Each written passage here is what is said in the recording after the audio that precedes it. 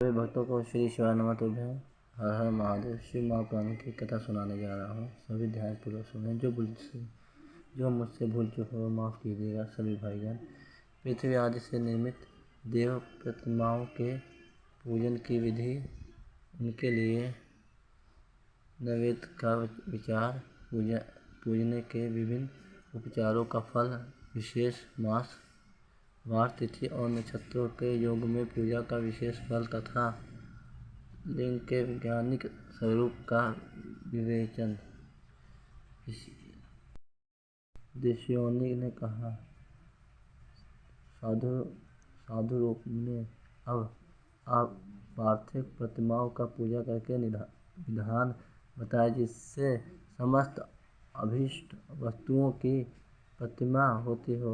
सूत जी बोलते हैं, महर्षि तुम लोगों का पूजा संपूर्ण मनोरथों के देने वाला है तथा दुख का तत्काल निवारण करने वाला है। मैं आपको वर्णन करता हूँ कि तुम लोग इस ध्यान देकर सुनो। पृथ्वी आदि की बनी हुई देव प्रतिमाओं की पूजा इस भूल पर अभिष्टदायक मानी गई है और निश्चय ही इससे पुरुषों और स्त्रियों का भी अधिकार है। नदी, पोखरे अथवा कुएं में प्रवेश करके मानकी भीतर से मिट्टी ले आए, फिर गंध चूर्ण के द्वारा उसका संशोधन करें और शुद्ध मंडलम में रखें। उसी महीने पीसें और सानें। उसके बाद हाथ से प्रतिमा बनाएं और दूध उसका सुंदर संस्कार करें और प्रतिमा के अत्यंत अच्छी तरह से प्रकट हुई हो तथा वो सभी प्रकार से अस्त्र शस्त्रों में संपन्न बनाई गई हो, दंत से वहाँ मंडसन पर स्थापित करके अंदर पूर्वक उसका पूजा करें और गणेश, सूर्य, विष्णु, दुर्गा और शिव की प्रतिमा एवं शिवलिंग का द्विजों को सदा पूजा करना चाहिए। मंडोसोपचार पूजनित फल की सिद्धि के लिए 16 उपचारों द्वारा पूजा करना चाहिए। पुष्प से प्रोशन और मंत्र पाठपूर्वक अभिषेक करें और गहनी के चावल से नैवेद्य तैयार करें। सारा नैवेद्य एक ही कुंड लगभग पाँव भर होना चाहिए। घर में पृथ्वी पूजन के लिए एक कुंडव और बाहर की मनुष्य द्वारा स्थापित शिवलिंग पूजन के लिए पृष्ठ सौरभ नैवेद्य तैयार करना चाहिए अवश्य है। ऐसा जाना चाहिए कि देवताओं द्वारा स्थापित शिवलिंग के लिए 3 शेर नैवेद्य और अर्पित करना उचित है और सवेर प्रकट हुए स्वयंभू लिंग दिए 5 शेर। ऐसा करने पर पूर्ण शस्त्र वार पूजा करने के सिद्ध सत्यलोक का प्राप्त कर लेते हैं। 12 अंगुल चौड़ा, जिससे दूना और 1 उंगली अधिक अर्थात 25 उंगली लंबा तथा 15 अंगुली छोटा, जो लोहे या लकड़ी बना हुआ पात्र होता है उसी विद्वान पुरुष शिवलिंग कहते हैं और उसका 8वां भाग पृष्ठ कहलाता है और जो 4 कुंडों को बराबर माना गया है। और मनुष्य द्वारा चाहिए कि स्थापित शिवलिंग के लिए एक 10 प्रहर, ऋषियों द्वारा स्थापित शिवलिंग के लिए 100 प्रस्थ और स्वयंभू शिवलिंग के लिए 1 सहस्त्र प्रस्थ निवेदन किया जाए तथा जल, तेल आदि गंध द्रव्यों को यथायोग्य मात्रा रखी जाए तो यह शिवलिंग को महापूजा बताई जाती है। देवताओं का अभिषेक करने से आत्म शुद्ध होता है, गंध से पुण्य की प्राप्ति होती है, नैवेद्य लगाने से आयु बढ़ती है और तृप्ति होती है और धूप नैवेद्य करने से धन की प्राप्ति होती है। दीप दिखाने से ज्ञान उदय और तमाम संपन्न करने से भोग की उपलब्धि होती है। इसलिए स्थान आदि 6 उपचरणों को यंत्रपूर्वक अर्पित करें। नमस्कार और जप ये दोनों संपूर्ण अभीष्ट फलों को देने वाले, इसलिए भोग और मोक्ष की इच्छा रखने वाले लोगों की पूजा उत्तम। सदा ही जप नमस्कार करनी चाहिए। मनुष्य को चाहिए कि वो सदा पहले ही मान से पूजा करें, फिर उन उपचरणों से करें। देवताओं की पूजा उन देवताओं के लोगों के प्रति होती है तथा उन अवतारण लोगों में भी श्रेष्ठ भोग की वस्तु उपलब्ध होते हैं। अब वो देवता पूजा प्राप्ति होने के विशेष फलों की वर्णन करता हूँ। तुम लोग श्रद्धापूर्वक सुनो। और राज गणेश जी पूजा से भूलकमों उत्तम अभीष्ट वस्तुओं की प्राप्ति होती है।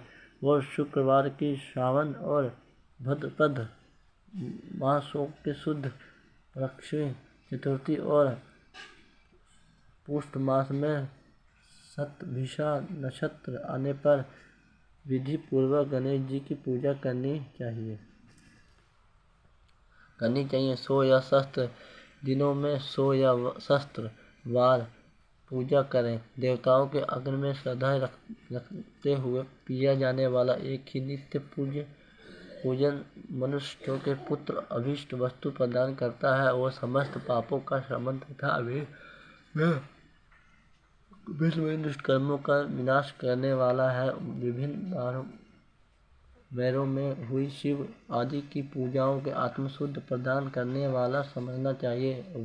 ये दिन तिथि नक्षत्र और योगों का आधार है और समस्त कामनाओं के देने वाला और बुद्धि और क्षय नहीं होना चाहिए।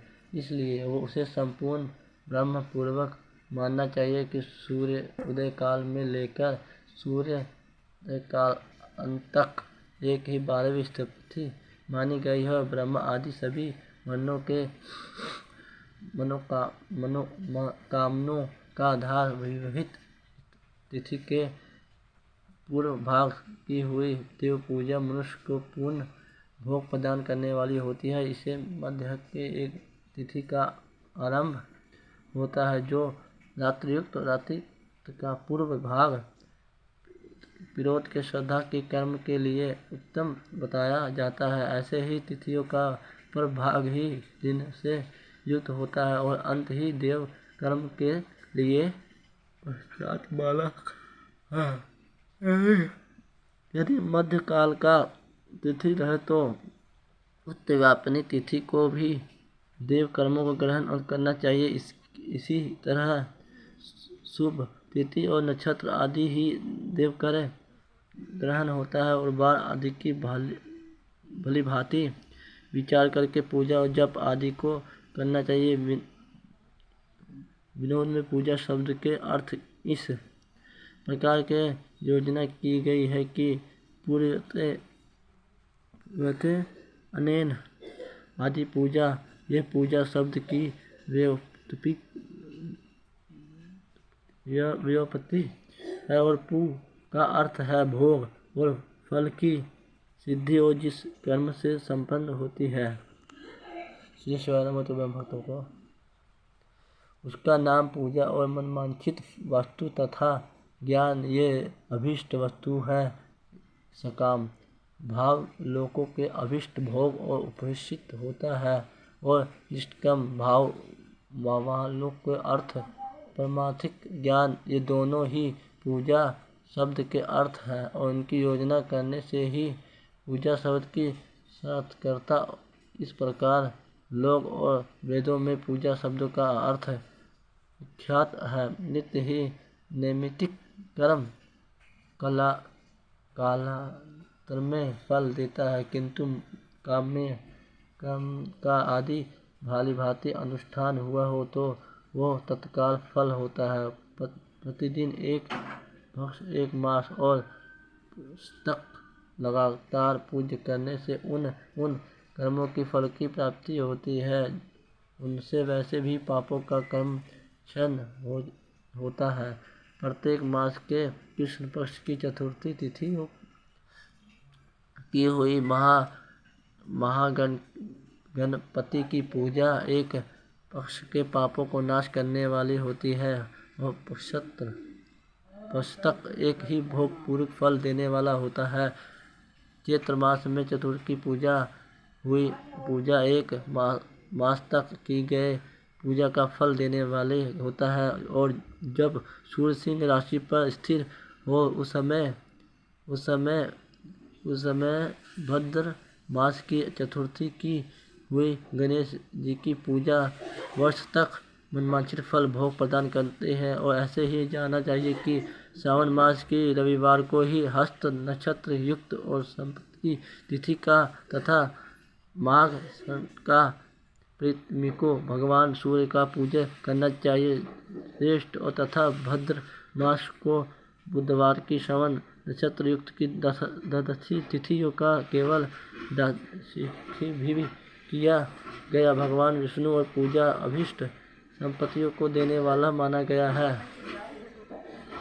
श्रवण मास में की जाने वाली श्री हरि की पूजा अभीष्ट मनोरथ और आरोग्य प्रदान करने वाली होती है और एवं उपकरणों सहित पूर्वकित गौ आदि 12 वस्तुओं का दान करने से जिस प्रकार की फल प्राप्ति होती है उसी द्वादश तिथियों में आराधना द्वारा श्री विष्णु की तृप्ति मनुष्य प्राप्त कर लेता है। जो द्वादश तिथियों के भगवान विष्णु के 12 नामों द्वारा 12 ब्राह्मणों को उपचार पूजा करता है वो उसी पसंद प्राप्त कर लेता है। इसी प्रकार संपूर्ण देवताओं के विभिन्न ब्राह्मणों का पुष्टोच्चार पूजन करता है उसी पश्चात प्राप्त कर लेता है। इसी प्रकार के संपूर्ण देवताओं को विभिन्न 12 नामों द्वारा किया हुआ 12 ब्राह्मणों की पूजा उन देवताओं को पसंद करने वाला होता है। कर्क की संक्रांति में युक्त सावन मास के नवमी तिथि को मृगशिरा नक्षत्र के योग में अंबिका का पूजा करें और संपूर्ण मनवांछित भोगों के फलों की देने वाली कर इच्छा रखने वालों की पुरुषों को उस दिन अवश्य ही उनकी पूजा करनी चाहिए। आयुष्मान से कृष्ण पक्ष की नवमी तिथि संपूर्ण अभीष्ट फलों की देने वाली उसी मास में कृष्ण पक्ष की चतुर्दशी की आदि की रविवार पड़ा हो तो उस दिन का महत्व विशेष बढ़ जाता है। साथ ही साथ यदि अद्भुत और महाभद्र सूर्य कांति से युक्त अर्धा और योग हो तो उस अवसरोपण की हुई शिव पूजा विशेष महत्व माना गया है।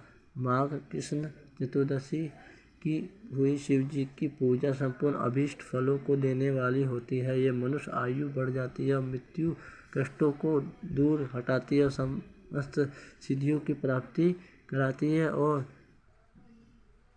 ज्येष्ठ मास के चतुर्दशी की आदि महामंत्र का योग और अथवा माघ मास में किसी भी तिथियों की आदि अंतर नक्षत्र हो तो उस अवसर पर विभिन्न वस्तुओं की बनी हुई मूर्तियों को रूप शिव की 16 उपचरणों से पूजा करता है और पुण्यात्माई चरणों का दर्शन करना चाहिए। भगवान शिव जी की पूजा मनुष्य के भोग और मोक्ष देने वाली है। ऐसे ही जानना चाहिए कार्तिक मास में प्रत्येक वार और तिथि आदि में महादेव जी की पूजा का विशेष महत्व है। कार्तिक मास आने पर विद्वान पुरुष दान तप होम और जप और नियम आदि द्वारा समस्त देवताओं को उपचार से पूजा करें। उस पूजन में देव प्रतिमा ब्रह्म तथा मंत्रों का उपयोग अवश्य है और ब्राह्मणों की भोजन कराने से वो भी पूजा कर्म संपन्न होता है।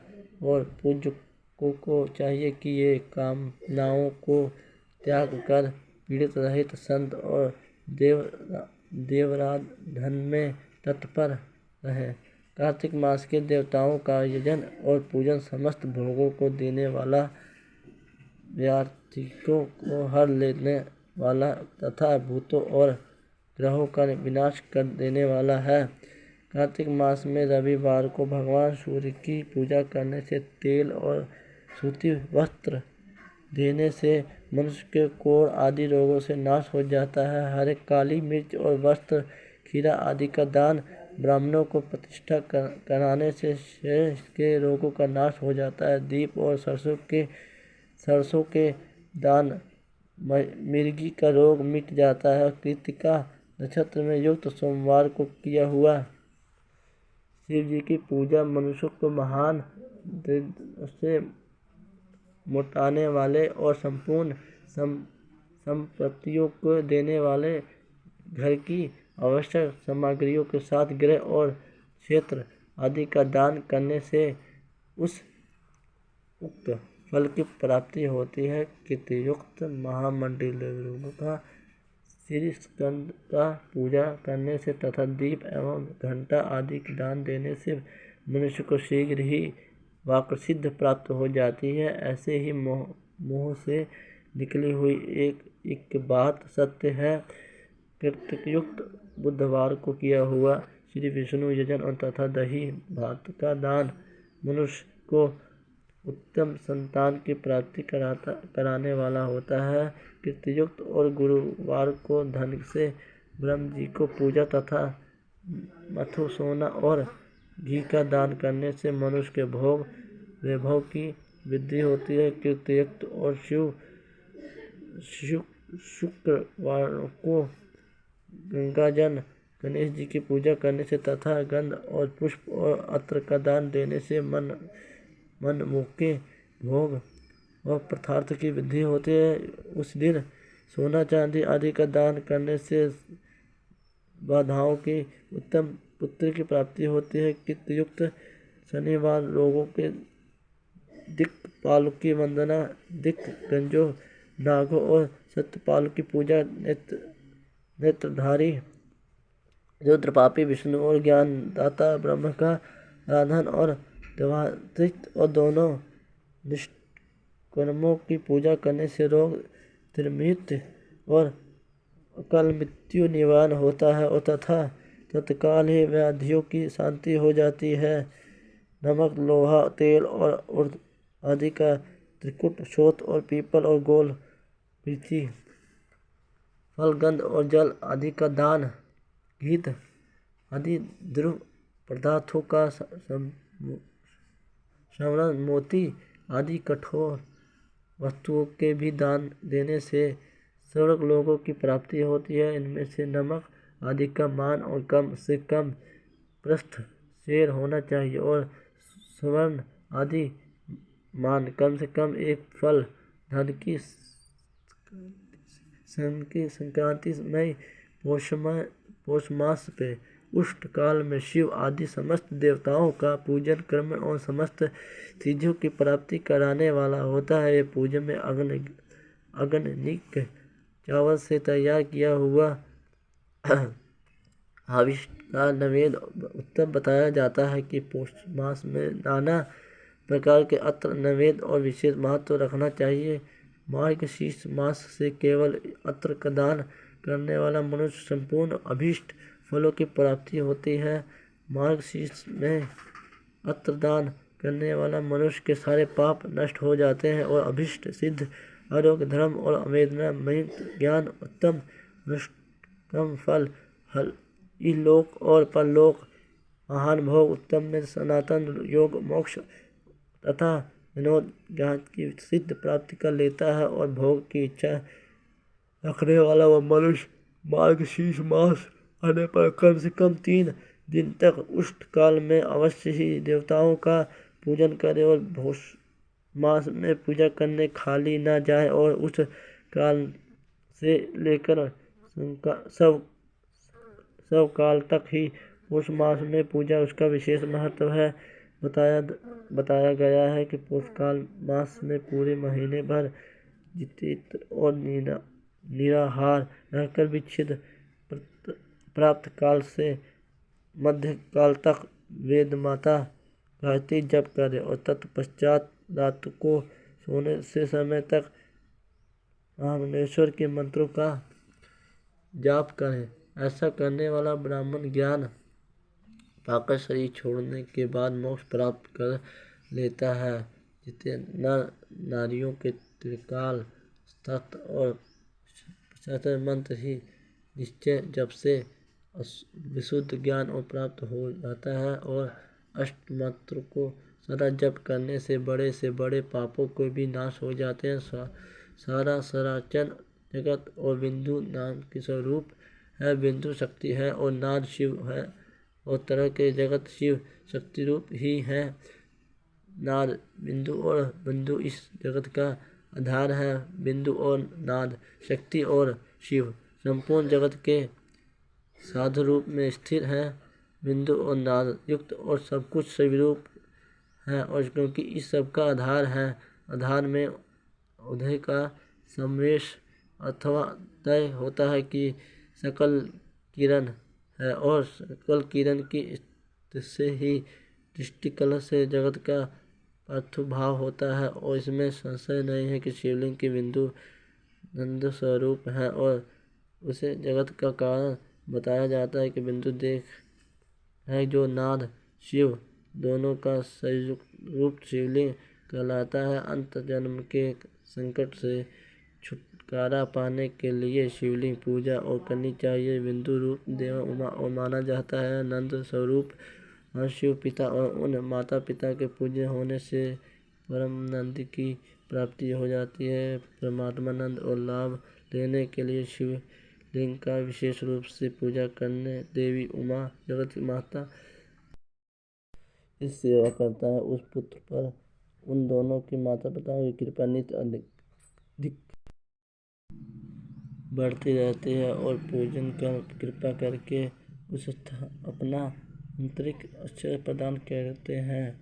अंत मनुष्य आंतरिक आनंद की प्राप्ति के लिए शिवलिंग का माता पिता का स्वरूप मानकर उनकी पूजा करनी चाहिए। वर्ग शिव मार्ग पुरुष रूप है और मार्ग शिवा अथवा शक्ति प्रकृति कहलाती है। व्यक्ति आंतरिक अधिष्ठारूप गर्भ को पुरुष कहते हैं और स्त्रीत्व आंतरिक अधिष्ठानभूत गर्भों को प्रकृति पुरुष और अतिक्रम है और वो प्रकृति रूप गर्भ से युक्त होने के कारण गर्भवान है और क्योंकि इस प्रकृति के जनक प्रकृति में पुरुष का सहयोग होता है, यही पुरुष का प्रथम जन्म कहलाता है। व्यस्त प्रकृति के महत् वैदिक कर्म से जो जगत का व्यक्त होता है वही प्रकृति का द्वितीय जन्म कहलाता है। जीव पुरुष ही बारंबार जन्म और मृत्यु को प्राप्त हो जाता है। माया द्वारा और अनंत रूप में प्रकट किया जाने ही जन्म कहलाता है। जीव का शरीर जन्म काल में ही जीन छह भाव विरोशों युक्त होने लगता है। इसलिए उस जीव की ज्ञाता दी गई है कि जो जन्म लेते ही विविध पुरुषों द्वारा तना बंध और पड़ता है उस नाम जीव जन्म और बंध जीव शब्द अर्थ ही जन्म मृत्यु रूप बंध की नित्य के लिए जन्म की अधिष्ठान भूत मात्र और पितृरूप और शिवलिंग का पूजा करना चाहिए। गाय का दूध, गाय का दही और गाय का घी, इन तीनों को पूजा के लिए शहद और शक्कर के साथ प्रथम पृथक भी रखे हुए इन सबको मिलाकर सम्मिलित रूप पंचामृत भी तैयार कर लें। इनके द्वारा शिवलिंग का अभिषेक करें और स्नान कराएं कि फिर गायत्री दूध अत्र के मेलेश नैवेद्य तैयार करके प्रणव मंत्र के द्वारा उच्चारण पूर्वक इसे भगवान के शिवलिंग के अर्पित करें। संपूर्ण प्रणव को ध्वनि लीड कहते हैं और स्वयं लिंग नंद स्वरूप होने के कारण नंद लिंग कहा गया है। यह बिंदु रूप होने के कारण बिंदुलिट के रूप से विख्यात है। इसमें अंदर पूर्व से प्रतिष्ठा और शिवलिंग हैं वह मकान स्वरूप हैं, इसलिए मकान लिंग लिट कहलाता है। सवारी निकालने के अधिक लिए जो चरलिंग होता है, उकार स्वरूप होने के कारण उकारलिंग कहा गया है। और पूजा शिक्षा देने वाला गुरु आचार्य है, उसके निगृह आकार का प्रतीक होने से अंकारलिंग माना गया है। इस प्रकार के आकार का उकार उकार मकार बिंदुक नात्र के ध्वनि के रूप से लिंग छह भेद और छात्रों के लिंगों की नित्य पूजा करने से साधक निर्व्यक्त हो जाता है, इसमें संशय नहीं है। सभी भक्तों को श्री शिवाय नमः। हर हर महादेव। चैनल को सब्सक्राइब करना। श्री शिवाय नमः। ओम नमः शिवाय। हर हर महादेव। ओम भूर्भुवः स्वः तत्सवितुर्वरेण्यं भर्गो देवस्य धीमहि धियो यो नः प्रचोदयात्। ओम त्र्यंबकं यजामहे सुगन्धिं पुष्टिवर्धनम् उर्वारुकमिव बन्धनात् मृत्योर्मुक्षीयमामृतात्।